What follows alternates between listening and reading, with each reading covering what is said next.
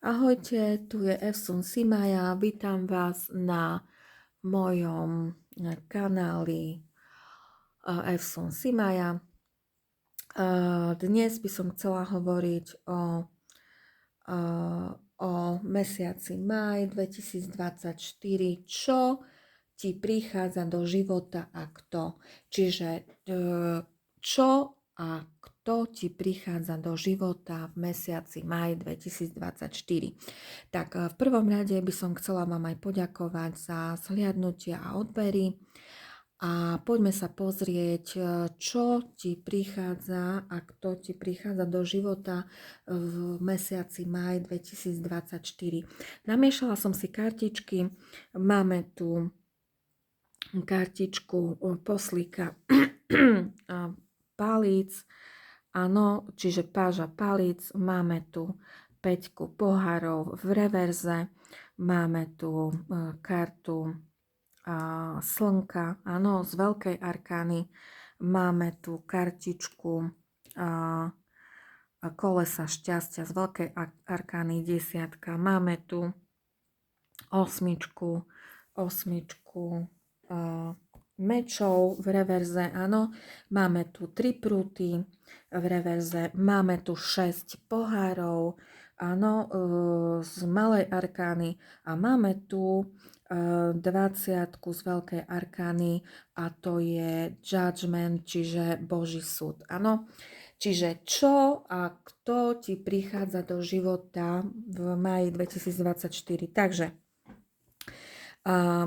poslík a páža prútov je to v podstate mladý alebo mladá milenka, alebo mladý človek, ktorý vlastne, čo sa týka vzťahu, prináša nejakú správu.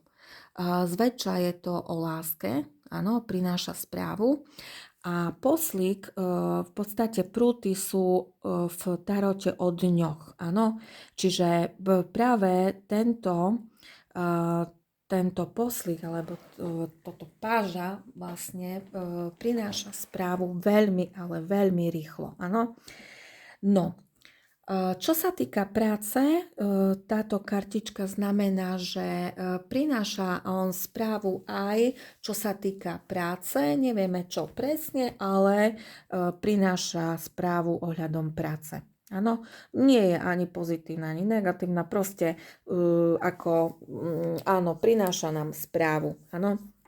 Potom máme tu kartičku 5 pohárov v reverze. V správnej pozícii je to sklamanie. Áno, je to negatívna karta, ale keďže je v reverze, tak máme tu v podstate zlepšenie vo financiách. A to znamená, to sú v podstate pozitívne zmeny, čo sa týka financií. Áno, čiže toto je veľmi pekné. Pardon.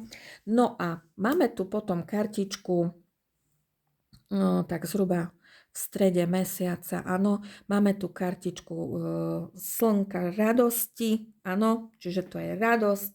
To znamená, čaká nás úspech, šťastie, áno, zmena, takisto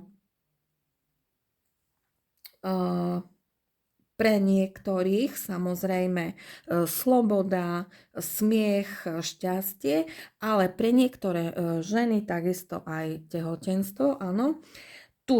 Máme tu potom koleso šťastia, osud. To znamená, je to taký, by som povedala, také koleso osudové, áno, šťastia. To znamená, tu sú stretnutie spriaznených duší. Áno, tá spriaznená duša to môže byť, ja neviem, nový priateľ, nový sused, nový kolega, nový, ja neviem, nový člen do rodiny, áno, aj to môže byť spriaznená duša. Spriaznená duša to nemusí byť len partner, ako áno, partner, ako s ktorým žijeme, áno, alebo s ktorým chodíme, alebo manžel, alebo manželka, áno. No, tu je zase, čo sa týka Čo sa týka ešte kolesa šťastia, ide o rozhodujúce momenty v živote, áno, a takisto karta kolesa šťastia osudového, áno, prináša takisto aj v niektorým bohatstvo, áno. Čiže toto je pekná kartička. No, potom tu máme 8 mečov. V správnej pozícii, áno, je to v podstate negatívna karta, lebo sú tu prekážky nejaké. Áno, meče sú meče, keď máte veľa mečov, to je o nejakom trápení človeka, o nepokoji človeka, o nejakých mentálnych veciach, no trápim sa, nejde niečo to, alebo ja neviem, vzťah, alebo práca, alebo rodina, alebo nejaké prekážky, áno. Ale v tomto v reverze je to vlastne pozitívna karta a znamená to, že prichádzajú nám nové začiatky. A nejaký nový začiatok, to znamená v živote, aj to môže byť. No a možno sa všetko zmení a človek sa nebude trápiť, áno. To znamená, že prechádzajú tie prekážky, ktoré sme mali a jednoducho prichádza štedrosť, prichádza takisto relax z dlhodobého stresového obdobia, áno. Je to kartička aj v tomto reverze, aj kartička úniku, slobody alebo nejakej úľavy, áno. No, potom tu máme kartu 3 prúty. V tejto pozícii je to nejaká cesta. Cesta za niečím, áno. Ale opačne v reverze je to áno.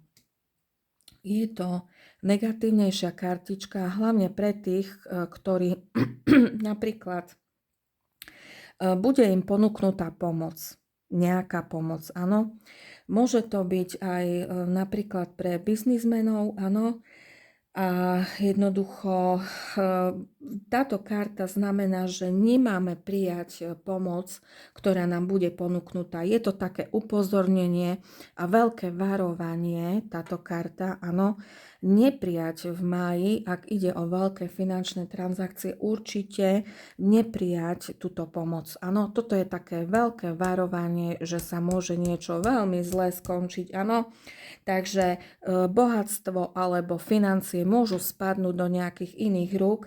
No a takisto je to o nedostatku plánovania, čiže pozor na tieto veci a hovorím, táto karta upozorňuje nás na tieto veci.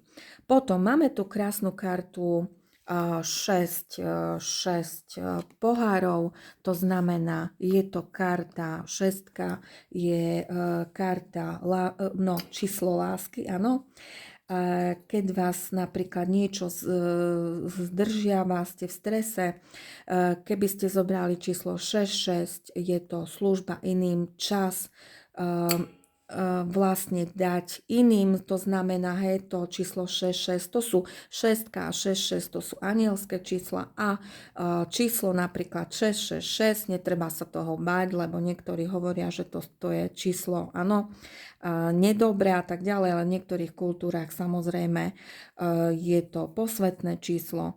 No a vlastne 666 je krok späť, čiže premyslie si, čo robíme správne alebo nesprávne, ale to som len tak odbočila. Ale chcem ti povedať, že tu na čo sa týka lásky, prichádza spriaznená duša pre niektorých, už aj tu sme mali stretnutie spriaznenej duše a tu takisto. A plus ešte k tomu pre niektorých je tu voľba. Áno, vybrať si medzi dvoma, je možná nejaká voľba medzi dvoma partnermi. No a poslednú kartičku, čo by nám chceli povedať, že čo nám prichádza, čo ti prichádza do života a kto. Takže tu je vlastne 20 z veľkej arkány, je to judgment, čiže je to Boží súd, áno, v správnej pozícii je to nejaké vykúpenie z niečoho, áno. Ale v reverze je to vlastne tie Božie veci, áno, tie Božie veci sú vlastne o tej spravodlivosti, áno, alebo o nejakej separácii, alebo o nejakej neochote. Tu na táto kartička, čiže tu na tieto dve karty sú negatívne. To znamená, tu na pozor pri financiách, pri veľkých finančných transakciách, áno, môže dôjsť k nejakým stratám, čiže tu je upozornenie a tu je zase pre niektoré páry rozchod alebo rozvod. Áno, táto kartička v reverze toto znamená.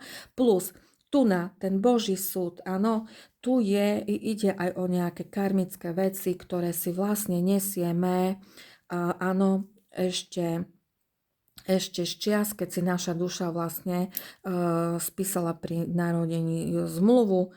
Áno, a jednoducho nesieme si tú karmu, áno, z iných životov, čiže to, čo vlastne, lebo naša duša prešla tisíckami tiel, áno, a v podstate v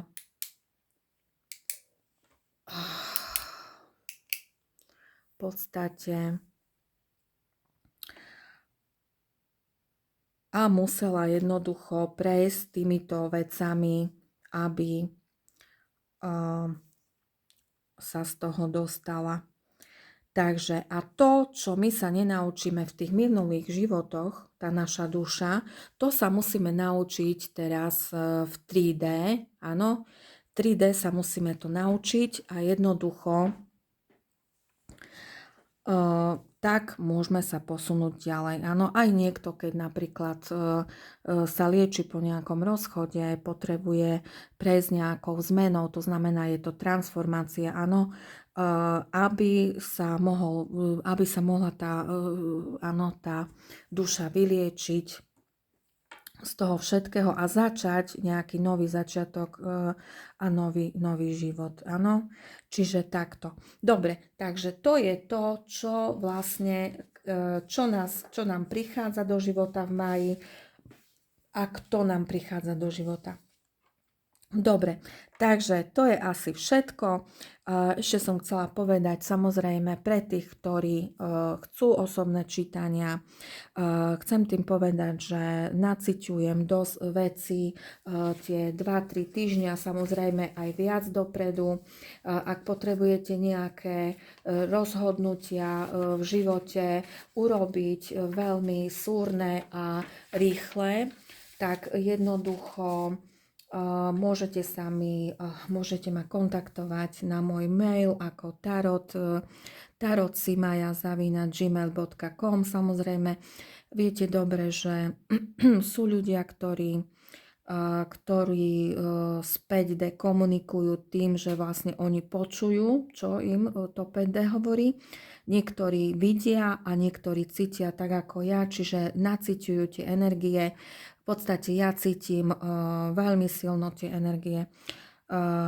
Čo za tie 2-3 týždne veľmi silno, čo sa má pozitívne a negatívne stať. Mnohým kamarátom a kamarátkam pomáham, keď potrebujú sa rozhodnúť, napríklad či už deti chcú si podať prihlášky na školy, alebo či si má niekto poslať žiadosť do novej práce, alebo ja neviem, pozrieť im na nových partnerov, alebo a iné veci. Samozrejme, pozerala som aj také veci, napríklad, že jedna kamarátka chcela ísť počas veľkonočných sviatkov, napríklad lietadlom chcela cestovať, videla som tam neveľmi dobré veci, takže išla a jednoducho zrušila tú dovolenku a bude cestovať nie lietadlom, ale vlákom alebo autom, áno. Takže sú to také veci, že áno, my sme tu kartári na to, aby sme vlastne vám poradili, pomohli, ale samozrejme každý z vás má tú svoju slobodnú voľu rozhodnúť sa, ako pôjde ďalej. Takže to je na dnes všetko. Majte sa veľmi pekne. Zdraví vás vaša Efsun Simaja. Majte sa.